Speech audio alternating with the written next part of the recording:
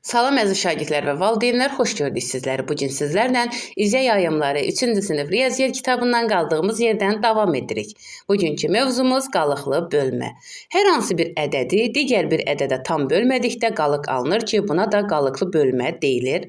Baxın uşaqlar, burada bölünən 19 bölən 6-dır, qismət 3-dür, qalıq 1-dir. Qalıqlı bölmədə qalıq hər zaman böləndən kiçik olmalıdır. Qalıqlı bölmədə bölünəni tapmaq üçün qisməti bölənə vurur. Qalığın üzərinə əlavə etmək lazımdır. Baxın, burada göstərilib nümunədə misal. Baxaq, indi də çalışma 1-ə. Baxaq uşaqlar. 56 bölünüb 5. 56-nı 5-ə bölsək.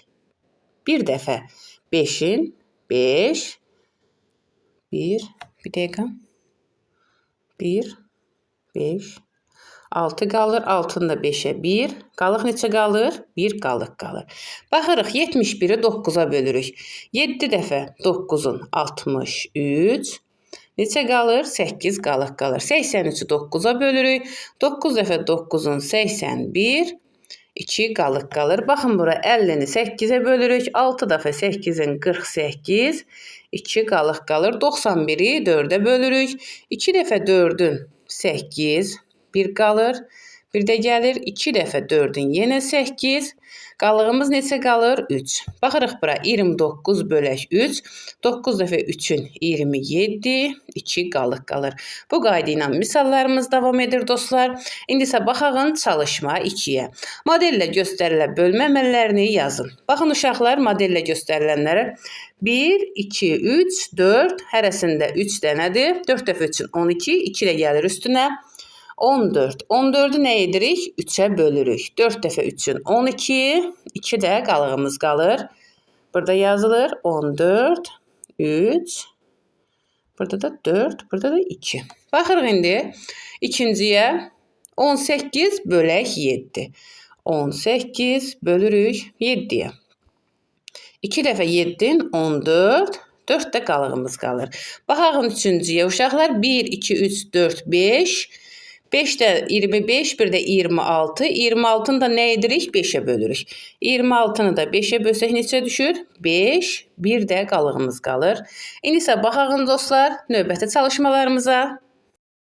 İndi isə baxağın çalışma 1-ə bölən 7, natamam qismət 4, qalıq 3 olarsa bölünəni tapın. Nə edirik uşaqlar? Bölən 7 qismət 3-dür. 7-ni 3-ə vururuq 28, üstünə də 3 gəlsək neçə edir? 31. Cavabımız olur A bəndi. Baxırıq ikinci suala. İstənilən ədədi 8-ə böldükdə alınan bilən bütün mümkün qalıqların cəmini hesablayın. 8-dən kiçik olmalıdır. 1 üstə gələk. Bir dəqiqə. 1 üstə gələk 2, toplayaq 3, toplayaq 4. Toplayaq 5, toplayaq 6, toplanır 7. Cavab neçə olur? 28. Hansı bəndimiz uyğun gəlir? B bəndimiz uyğun gəlir. Baxırıq üçüncü sualımıza. Müəllim 63 dəftəri 8 uşaq arasında bərabər böldü.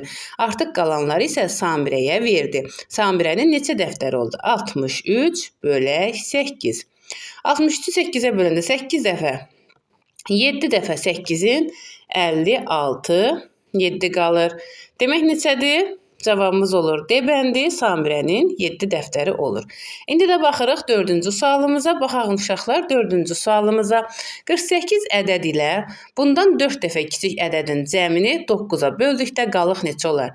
48 ədəddir. Ondan 6 dəfə kiçik olanda 48-i 6-ya bölsək neçə düşər? 8.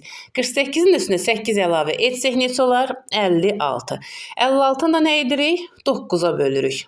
56-nı 9-a bölsək neçə düşər uşaqlar? 6 düşər, 2 qalıq qalar. Demək böldükdə neçə olar?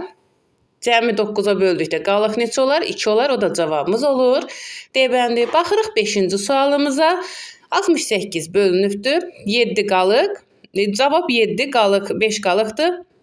İstifadəsində boş xana haqqında yanlış fikir hansıdır? Baxaq uşaqlar, əvvəl nə edin?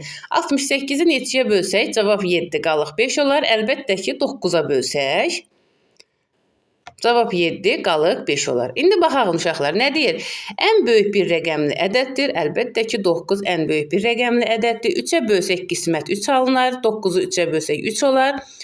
8 ilə hasili 64-ə bərabərdir. Xeyr.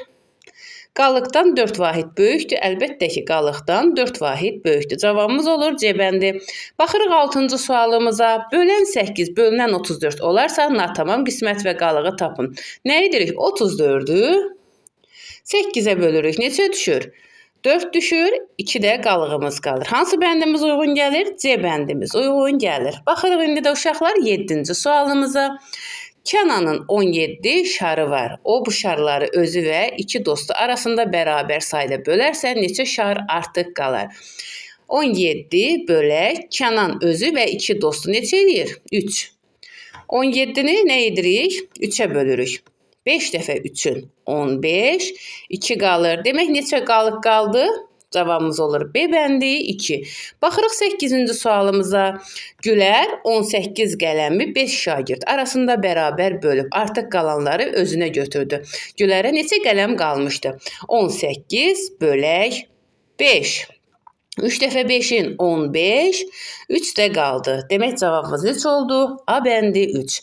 Baxırıq 9-cu sualımıza. Baxaq uşaqlar 9-a. Torbadakı 24 kiloqram şəkər tozunu 5 kiloqramlıq torbalara yığdılar. Sonuncu torbadakı şəkər tozunu 5 kiloqram olması üçün neçə kiloqram şəkər tozu əskikdir? Nə edirik? 24-ü bölürük 5-ə. Neçə düşür? 4 dəfə 5-in 24 qalıq qalır. Demək 1 kiloqram olsa 25 olardı, tam bölünərdi. Cavabımız olur A bəndi 1 kiloqram. Əziz dostlar, indi də keçirik 10-cu sualımıza. Baxağın 10-cu sualımıza. 42-dən əvvəlki və sonraki ilk 2 ədədin cəmi 9-a böldükdə natamam qismət neçə olar? 42-dən əvvəl 41, sonra 43. Toplasaq neçə olur? 84. 84-ü də nə edirik? 9-a bölürük. Neçə düşür? 9 dəfə 9-un 81, 3 qalır. Natamam qismət neçə olur uşaqlar? Əlbəttə ki 9 D bəndi. Baxırıq indi də uşaqlar 11-ci sualımıza. Baxağın 11-ə. Mehman biri 6 manata 4 kitab aldı və onun 3 manat pulu artıq qaldı. Əvvəlcə Mehmanın nə qədər pulu olduğunu hesablayın. 6 manata 4 kitab alıbsa 6-nı 4-ə vursaq 24. Üstünə də 3 əlavə etsək neçə olar? 27. Demək Mehmanın neçə manat pulu var idi uşaqlar? 27 manat. A bəndi. Baxırıq 12-ci sonuncu sualımıza. Ən kiçik 2 rəqəmli tək ədədin 3 qatını 5-ə böldükdə alınan natamam qisməti və qalığı tapın. Baxağın uşaqlar, ən kiçik 2 rəqəmli tək ədəd deyirsə 11 götürürük. 3 qatı 3-ə vursaq neçə olur? 33. 5-ə bölsək. 33-ü 5-ə bölsək neçə düşür? 6 dəfə 5-in 30, 3 də qalıq qalır. Hansı bəndimiz uyğun gəlir? D bəndimiz uyğun gəlir. Əziz dostlar, bu günlük bu qədər. Növbəti videolarda görüşərik. Sağ olun.